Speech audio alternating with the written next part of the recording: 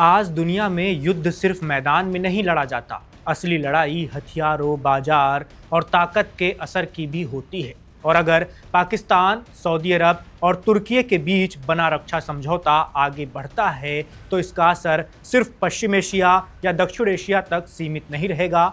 इसकी सबसे बड़ी चोट दुनिया के बड़े हथियार बेचने वाले देशों पर भी पड़ सकती है। अमेरिका और फ्रांस के लिए खतरा यहीं से शुरू होता है, जबकि चीन और तुर्की के लिए ये बड़ा मौका भी बन सकता है। पाकिस्तान, सऊदी अरब और तुर्की के बीच हुए रक्षा समझौते को कई जगह इस्लामिक नेटो भी कहा जा रहा है।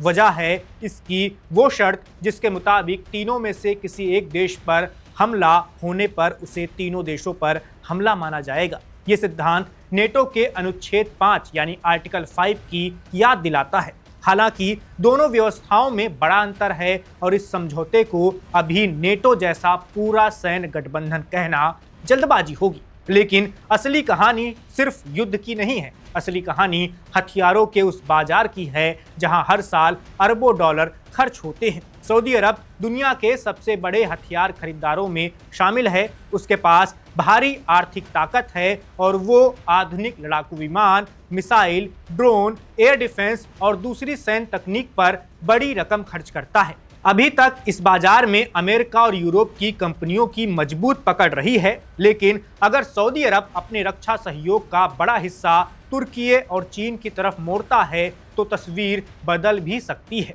पाकिस्तान के पास बड़ी सेना है और वो परमाणु शक्ति वाला देश है। उसकी सैन्य जरूरतें लगातार बनी रहती हैं। ऐसे में पाकिस्तान पहले से ही चीन के लिए एक बड़ा रक्षा साझेदार है।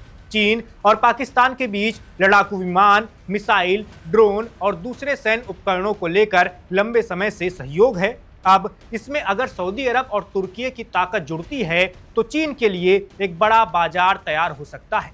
यहीं अमेरिका और फ्रांस की चिंता बढ़ सकती है। तुर्की खुद भी अब सिर्फ हथियार खरीदने वाला देश नहीं रहा है, वो तेजी से हथियार बनाने और उन्हें दूसरे देशों को बेचने वाला बड़ा खिलाड़ी बन चुका है। उसके ड्रोन दुनिया के कई देशों में इस्तेमाल हो रहे हैं। तुर्की की खासियत ये है कि वो कई मामलों में कम कीमत पर तेजी से हथियार उपलब्ध कराने की कोशिश करता है। यही वजह है कि उसकी रक्षा तकनीक को लेकर दुनिया में रुचि बढ़ रही है। अगर पाकिस्तान, सऊदी अरब और तुर्की के बीच रक्षा सहयोग आगे बढ़ता है तो तुर्की को अपने हथियारों के लिए और बड़ा बाजार मिल सकता है। वहीं चीन को भी खाड़ी और मुस्लिम देशों के बीच रक्षा बाजार में अपनी पकड़ मजबूत करने का मौका मिलेगा। लेकिन हथियारों का कारोबार सिर्फ एक बार हथियार बेचने तक सीमित नहीं रहता। किसी देश को लड़ाकू विमान या मिसाइल सिस्टम बेचने के बाद लंबे समय तक ट्रेनिंग, स्पेयर पार्ट्स और मरम्मत और तकनीक मदद की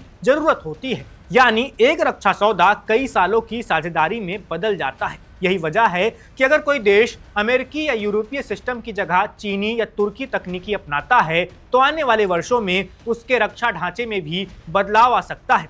हालांकि तस्वीर का दूसरा पहलू भी है।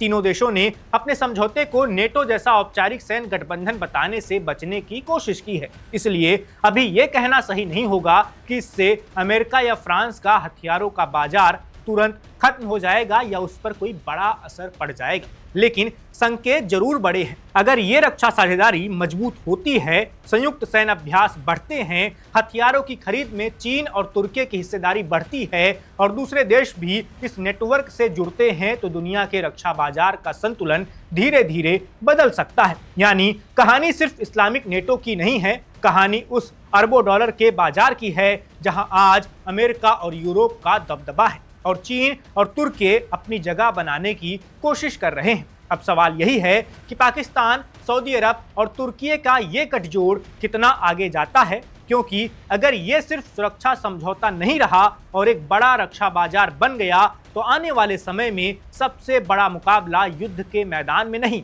हथियारों की दुकानों में दिखाई देगा। इस वीडियो में बस इतना ही। मेरा नाम वैभव है, आप देखते रहिए one India. Subscribe to One India and never miss an update. Download the One India app now.